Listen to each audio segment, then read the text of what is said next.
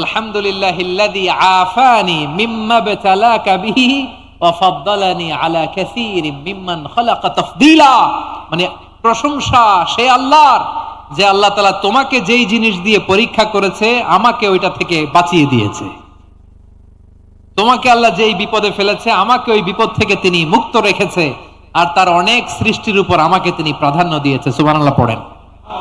যে কোনো বিপদ, কারো ক্যান্সার দেখে যদি এই দোয়াটা আপনি বিশ্বাসের সাথে পড়েন, জীবনে কোনোদিন ক্যান্সার রোগে আক্রান্ত হবেন না।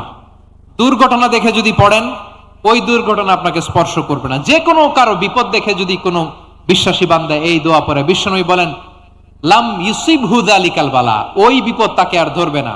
উফিয়া মিনহু মিন যালিকাল বালা কাইনাম মা কান, সে যতদিন হায়াত পাবে কোনোদিন ওই বিপদ তাকে স্পর্শ করবে না।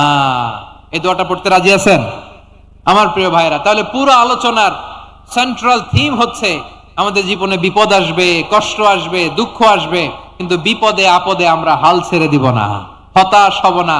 মুমিন হতাশ হয় না, নিরাশ হয় না, হাল ছেড়ে দেয় না। মুমিন ভরসা রাখে একজনের উপর। আওয়াজ করে বলুন, তিনি কে?